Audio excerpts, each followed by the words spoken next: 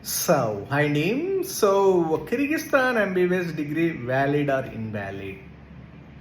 అసలు ఎలా తెలుస్తుంది మన Kyrgyzstan degree Russia degree valid invalid అంటే మనకి ఎన్ఎంసీ వెరిఫికేషన్ డాక్యుమెంట్ అంటే మనకి ఎన్ఎంసీ రూల్స్ ఫాలో అవుతున్నట్టు అఫీషియల్గా మనకి ఎన్ఎంసీ నుంచి అఫీషియల్ క్లారిఫికేషన్ ఉంది.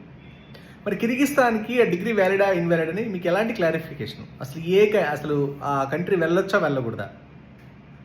అసలు ఆ కంట్రీలో డిగ్రీ వ్యాలిడా కాదా? అసలు ఆ కంట్రీలో ఎంబీబీఎస్ ఎన్ని సంవత్సరాలు? ఇంగ్లీష్ మీడియమా కాదా?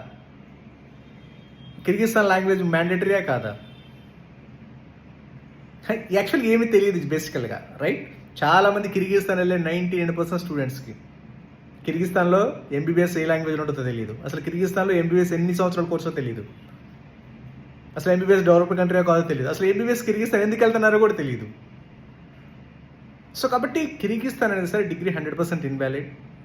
ఎందుకంటే అఫీషియల్గా ఇప్పటివరకు ఎన్ఎంసీ వెరిఫికేషన్ డాక్యుమెంట్ ఏం లేదు. అసలు అక్కడ ఎన్ని సంవత్సరాలు ఎంబీబీఎస్ తెలియదు, ఇంగ్లీష్ మీడియం కదా తెలియదు, అసలు కిర్గిస్తాన్ లాంగ్వేజ్లో ఎగ్జామ్ రాయాలో తెలియదు.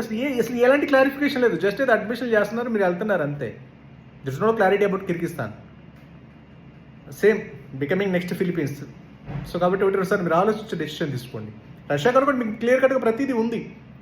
అఫీషియల్గా మీకు అడ్మిషన్ లెటర్లో వస్తుంది, అఫీషియల్గా ఎన్ఎంసీ వెరిఫికేషన్ డాక్యుమెంట్ ఉంది, ఎవ్రీథింగ్ ఈజ్ అఫీషియల్. మరి కిర్గిస్తాన్కి ఏది అఫీషియల్? అంటే కన్సల్టెంట్లు చెప్తే నమ్మేయటమేనా? వాళ్ళు ఈ రోజు ఉంటారు, రేపు ఉండరు. అప్పుడు అలా ఉందండి, ఇప్పుడు ఇలా లేదండి. అప్పుడు ఏదైనా ప్రాబ్లం ఏందనుకోండి, ఏం చెప్తారు? అప్పుడు అలా ఉండేదండి, ఇప్పుడు ఇలా మార్చారండి, మేమేం చేయమండి అంటారు. అప్పుడు మీరు ఎవరు లాస్ అయ్యేది? మీరు లాస్ అయ్యేది. మీ టైము, కెరీర్, అమౌంట్ అంతా మీది లాస్ అయ్యేది. సో 1-2 సార్లు మీరు ఆలోచించి డెసిషన్ తీసుకోండి, ఓకేనా?